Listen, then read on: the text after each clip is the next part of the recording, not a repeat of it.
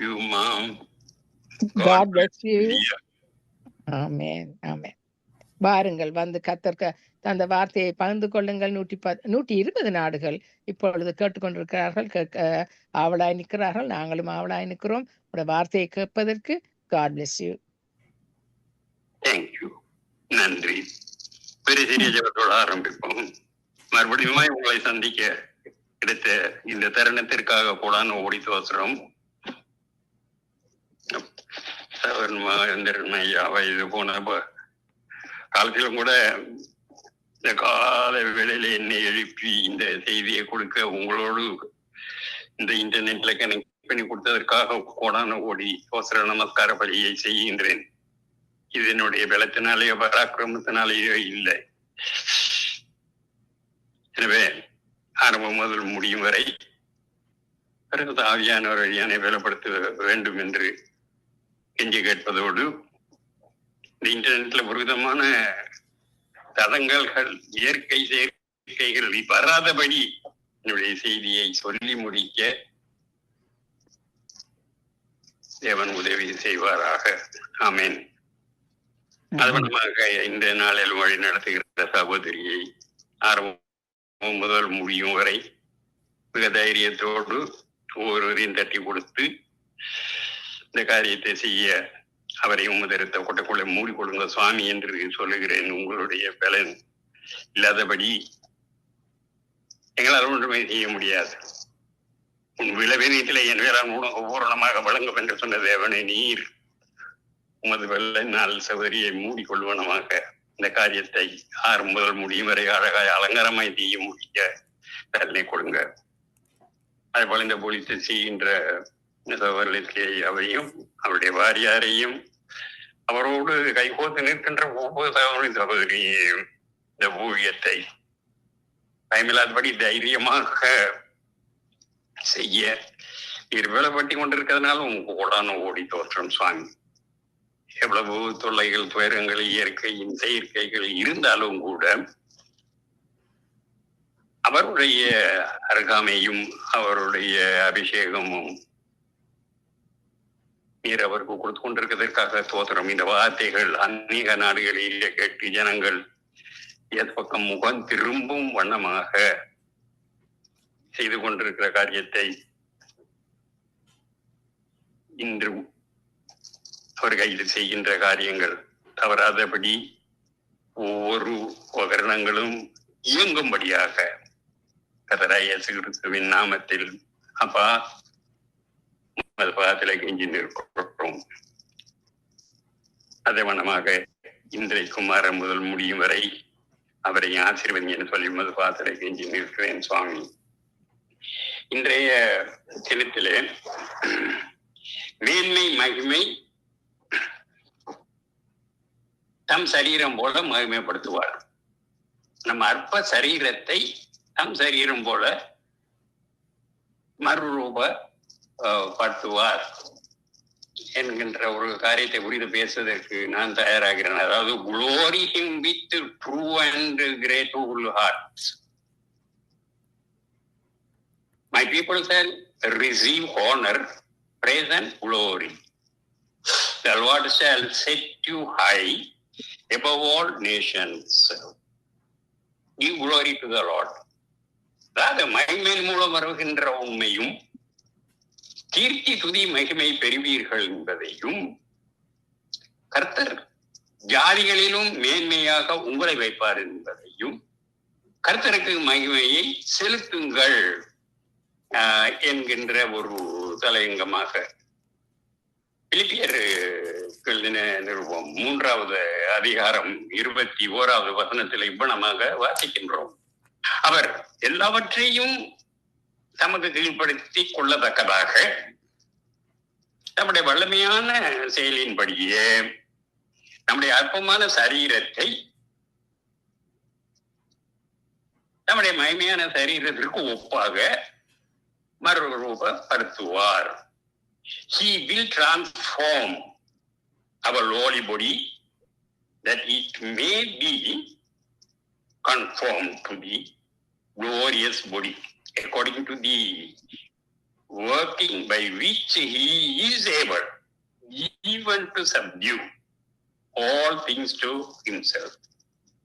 உலகத்தில அவதரித்த ஒவ்வொரு மனிதனுடைய வாழ்க்கையிலும் பல்வேறு அசுத்தங்களும் எண்ணங்களும் செயல்களும் காணப்படுகிறது என்பதை நாங்கள் வேதத்துல பார்க்கிறோம். அதாவது கலாத்தியர் 5வது அதிகாரத்துல 19:21 மாமிசத்தின் கிரியைகளை வெளியரங்கமாக இருக்கின்றன என்பதும், அவை விவசாரம், வேசித்தனம், அசுத்தம், காம விவகாரம், விக்கிர ஆராதனை, பில்லி சூனியம், பகைகள், விரோதங்கள், வைராக்கியங்கள், கோபங்கள், சண்டை, பிரிவினைகள், மார்க்க பேதங்கள், பெருமைகள், கொலைகள், பிரிகள், களியாட்டங்கள் முதலானவைகளே. இப்படிப்பட்டவைகளை செய்கிறவர்கள் தேவனுடைய ராஜ்யத்தை சுதந்திரிப்பது இல்லை என்று நான் முன்பும் உங்களுக்கு சொல்லி இருக்கிறதை ஞாபகப்படுத்துகின்றேன். அதுபோல இப்பொழுதும் உங்களுக்கு சொல்கிறேன். மற்றும் சிலர் வேண்டாத சில தீய பழக்கங்களுக்கு அடிமையாக்கி அதிலே இருந்து விடுதலை பெற முடியாதபடி தவிக்கின்றார்கள். மற்றும் சிலரோ செய்யும் கிரியைகள் எல்லாம் அநீதி நிறைந்தவர்களாக வாழ்கின்றார்கள். இவைகள் அறியாமையினாலே சிலர் செய்கிறார்கள்.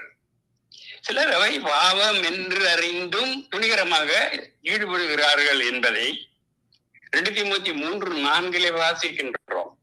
துரோகிகளாயும், துணிச்சம் உள்ளவர்களாயும், இருமாப்பு உள்ளவர்களாயும், தேவ பிரியம் இல்லாதவர்களாகவும், சுக போக பிரியராயும்.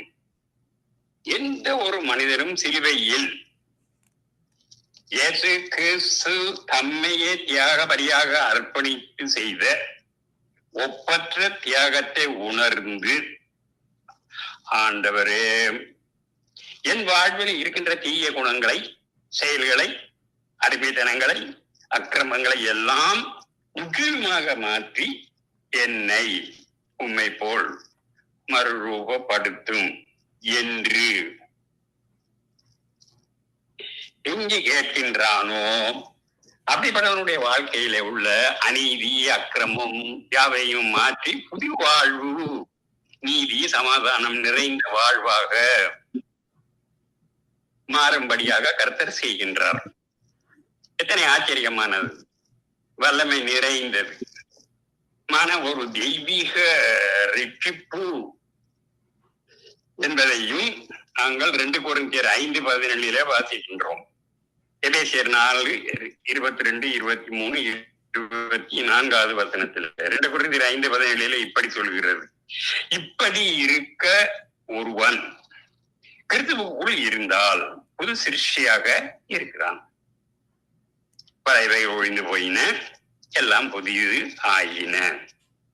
எபேசியர் 4:22, 23, 24 இப்படி சொல்கிறது: அந்தபடியே முந்தின நடக்கைக்குரிய மோசம் போகன இச்சைகளினாலே கெட்டு போகின்ற பழைய மனிதனை நீங்கள் களைந்து போட்டு, பிடுங்கி வீசி போட்டு, உங்களோட உள்ளத்துல புதிதான ஒரு ஆவி உள்ளவர்களாகி ஒரு மெய்யான நீதியும் பரிசுத்தத்தில் தேவனுடைய சாயலாக சிருஷ்டிக்கப்பட்ட ஒரு புதிய மனிதனை நீங்கள் தரித்து கொள்ளுங்கள் என்று வேதம் சொல்கிறது.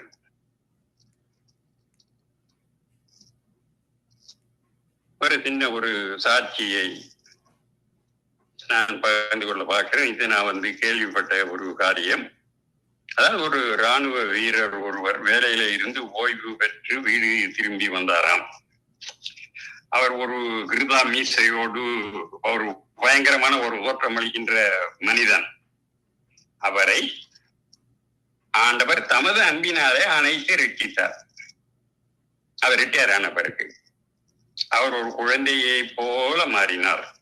ஒரு சமயம் அவர் பஸ் ஒன்றிலே சென்று கொண்டிருந்த பொழுது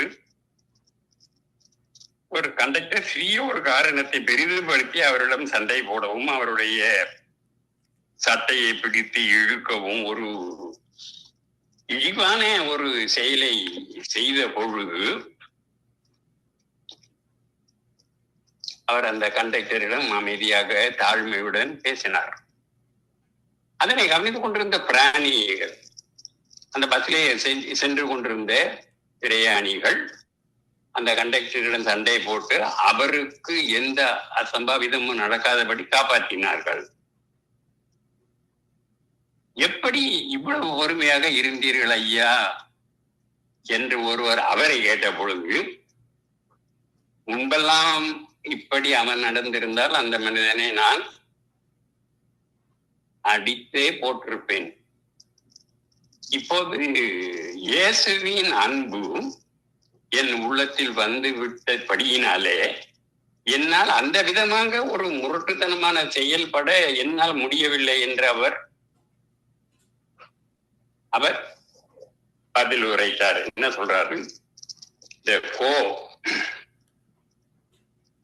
passengers asked the army soldier, retired officer, how he could control himself and stay calm in spite of all the unwanted provocations. He said, had this thing happened to me before or earlier, I would have torn the conductor to pieces. But now, the love of Jesus has filled my heart and I cannot do those terrible things now. என்று தேவனுடைய அன்பை குறித்து சற்று விவரித்து மற்றவர்களுக்கு ஆச்சரியப்படும்படியாக சொன்னார். அன்பானவர்களே, இயேசுவின் சிந்தையாகிய தாழ்மையை நீங்களும் அணிகலமாக்கி கொண்டு அந்த இராணுவ வீரனை போல தேவையான தெய்வீக கிருபையை பெற்று மகிமையாக வாழ தருவது நிச்சயம். இன்று நம்மையும் கூட அப்படிப்பட்ட பொல்லாங்கிலே இருந்து மாற்றி நம்மை போல பரிசுத்த சாயலை நமக்கு அருள செய்ய ஆண்டவர் ஆவலுடையவராகவே இருக்கிறார் என்று சொல்ல ஆசைப்படுகின்றேன். நாம் எல்லோரும் திறந்த முகமாக கர்த்தருடைய மகிமையை கண்ணாடியிலே காண்கின்றது போல கண்டு ஆவியிலே இருக்கிற கர்த்தர் சாயலாகத்தானே மகிமையின் மேல் மகிமை அடைந்து மறுரூபம் ஆகின்றோம் என்று 2 கொரிந்தியர் 3:18 வாசிக்கின்றோம். கர்த்தருடைய மகிமையை கண்ணாடியிலே காண்கிறதை போல கண்டு கிறிஸ்துவின் அருகாமை, அன்பு, நீதி, வல்லமை ஆகியவற்றை இவற்றினாலும் பரிசுத்த ஆவியினாலும் அனுபவிக்கும் பொழுது முடிவிலே ஆண்டவரின் சாயலாக நாம் மாறுதல் அடைகின்றோம் என்பதையும் 2 கொரிந்தியர் 4வது அதிகாரத்திலே 6-7வது வசனத்திலே பார்க்கின்றோம். இருளில் இருந்து வெளிச்சத்தை பிரகாசிக்க பண்ணுகின்ற தேவன் இயேசு கிறிஸ்துவின் முகத்திலே உள்ள தமது மகிமையின் அறிவாகிய ஒளியை தோன்ற பண்ணும் பொருட்டாக எங்கள் இருதயங்களிலே பிரகாசிக்க செய்தார். இந்த மகத்துவமுள்ள வல்லமை எங்களால் உண்டாகியதாக இல்லாதபடி தேவனால் உண்டாகி இருக்கிறது என்று விளங்கபடியாக இந்த பொக்கிஷத்தை மண்பாண்டங்களிலே நாங்கள் பெற்று இருக்கின்றோம். கொலோசியர் 1:15 பார்க்கிறோம். அவர் இயேசு அதரிசனமான தேவனுடைய தற்சுரூபம், சர்வ சிருஷ்டிகளும் முந்தின பேருமானவர். இப்படியும் சொல்லலாம். கிறிஸ்துவின் முதன்மை நிலை, கண்களுக்கு புலப்படாத இறைவனின் சாயலாக இருப்பவர் கிறிஸ்துவே. எல்லா படைப்புகளுக்கும் மேலான முதற் பேரானவர் இவரே. இவரே என்றால் கிறிஸ்துவே. எபிரேயர் 1:3 இப்படி வாசிக்கிறோம். இயேசு இவர் அவருடைய தேவனுடைய மகிமையின் பிரகாசமும் அவருடைய தன்மையின் சுய ரூபமாக இருந்து சர்வத்தையும் தம்மோடு வல்லமை உள்ள வசனத்தினாலே தாங்குகிறவராய் தம்மாலே நம்முடைய பாவங்களை நீக்கும் சுத்திகரிப்பை உண்டு பண்ணி உன்னதத்தில் உள்ள மகத்துவமானவருடைய வலது பார்சத்திலே உட்கார்ந்தார். வலது பார்சத்திலே உட்கார்ந்தார். சிலுவையிலே தன்னுடைய மரணத்தின் மூலமாக நமக்கு பாவ மன்னிப்பை சம்பாதித்து அந்த பின்னர் தமது வல்லமையை அதிகாரத்தோடு தேவனுடைய வலது பார்சத்திலே அதிகாரத்தோடு உகர்ந்தார். இயேசுனுடைய மீட்பின் பணியை அவனமாக நாங்கள் காண்கின்றோம். பரலோகத்திலேயே தொடங்குகிறது. அங்கே அவருடைய ஊழியம் தெய்வீக மத்தியஸ்தராக சொல்லும் பொழுது ஒரு ஜட்ஜாக சொல்லலாம், மகாபிரதான ஆசாரியனாக, இடைவிடாது மன்றாடி வேண்டுதல் செய்கிறவராக, ஒரு லாயரை போல, ஆதியினால் ஞான ஸ்நானம் கொடுப்பவராக தொடங்குகின்றது. இவரோ விசேஷித்த வாக்குத்தத்தங்களின் பேரிலே சாதிக்கப்பட்ட விசேஷித்த உடன்படிக்கைக்கு இப்படி மத்தியஸ்தராகி இருக்கிறாரே, அப்படி முக்கியமான ஒரு ஆசாரிய ஊழியத்தையும் பெற்று இருக்கிறார். அப்போஸ்தலர் 2வது அதிகாரம் 31, 32, 33வது வசனங்களிலே பரிசுத்த ஆவியின் வருகையை குறித்து பேதுருவுடைய விளக்கம், பேதுரு உரையாற்றுதல். அதாவது நிகழப்போவதை பேதுரு முன்னமே கண்டு மேசியாவின் உயிர்த்தெழுதலை குறித்து பேசினார். அதனால அவர் கல்லறையை கைவிடப்பட்டது இல்லை என்றும் அவரின் உடல் அழிவை காண்பது இல்லை என்றும் அவர் சொன்னார். இறைவன் இந்த இயேசுவை உயிர் பெற செய்தார் என்றும் அதற்கு நாங்கள் எல்லோரும் சாட்சிகளாக இருக்கின்றோம். அவர் இறைவனின் வலது பக்கத்திற்கு உயர்த்தப்பட்டு பிதா வாக்குத்தத்தம் பண்ணின பரிசுத்த ஆவியானவரை பெற்றுக் கொண்டார் என்றும், நீங்கள் இப்பொழுது காணும்படியாக கேட்கின்றபடியாகவும் அவரே அந்த பரிசுத்த ஆவியானவரை ஊற்றி இருக்கிறார் என்பதையும் அப்போஸ்தலர் 2:31 மேசியா, எபிரேய மொழியிலே கிறிஸ்து ஆகிய இவை இரண்டினதும் அர்த்தம் அபிஷேகம் பண்ணப்பட்டவர் என்று விளங்குகின்றது. இந்த காலத்திலே நாம் மாறுதல் நாளுக்கு நாள் முன்னேறி கொண்டே போகிறது. பகுதியானதும் உள்ளது.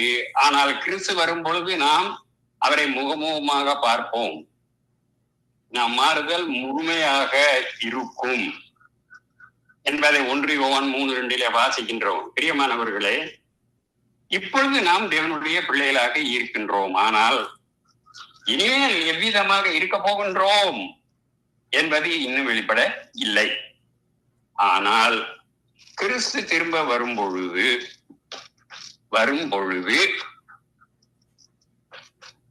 அவரை போலவே இருப்போம் என்பதை அறிந்து இருக்கின்றோம். ஏனெனில் அவர் உண்மையாக இருக்கிறபடினாலே நாம் அவரை காண போகின்றோம். வெளிப்படுத்தின 22:4 இப்படி பார்க்கிறோம். அவருடைய ஊழியக்காரர் அவரை சேவித்து அவருடைய சமூகத்தை தரிசிப்பார்கள் என்றும், அவருடைய நாமம் அவருடைய நெற்றியிலே இருக்கும். Revelation 22:4 they will see his face and his name will be on their forehead. Blessed are the pure in heart, for they will see the God that we read in Matthew 5:8. Make every effort to live in peace with all the men and to be holy. Without holiness, no one will see the Lord. That we read in Hebrews 12:14. Holiness is coupled with living in peace. மறந்து போகாதீர்கள். A right relationship with the God leads to right relationships with the fellow believers. We must pursue peace as we become more Christ like என்று சொல்லி என் செய்தியை முடித்து கொண்டு ஜெபம் செய்வோம். Thank you Holy Spirit. அன்புள்ள இரட்சகரே, எங்களுடைய கடின உள்ளத்தையும் எங்களுடைய கொடிய செயல்களையும் முற்றிலுமாக மாற்றி இன்று முதல் நீர் எங்களுக்கு ஒரு தெய்வீக சாயலை தருகிறபடியினாலே உமக்கு கோடான ஓடி தோசனம் செலுத்துகிறோம் சுவாமி. உங்களுடைய வாக்குத்தத்தங்கள் ஆமென்றும் ஆமேன் என்றும் இருக்கிறது என்று வேதம் சொல்லுகிறது, 2 கொரிந்தியர் 1:20. ஆகவே உன் வாக்குத்தத்தங்களை பிடித்து நாங்கள் செய்கின்ற வேண்டுகோள்களை கேட்டு உத்தரவு தருவீராக.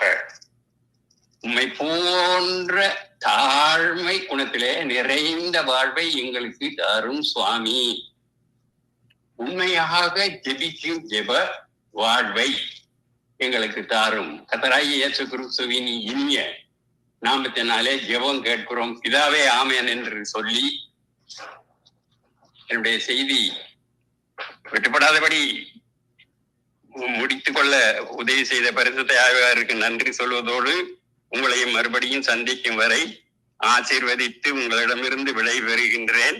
ஆமென். எல்லோருக்கும் தோத்திரம் சொல்கிறேன். God bless you. Amen. God bless you too, Pastor. நன்றாக ஒரு வார்த்தையை கொண்டு வந்தீர்கள். Very challenging word. இன்றைக்கு இங்கிலீஷ்ல கூட நல்லா பகிர்ந்திருந்தீர்கள். எல்லா ஸ்கிரிப்சர்ஸ் எல்லாம் நல்லா தெளிவாக இருந்தது. Thank you. God bless you for the challenging word.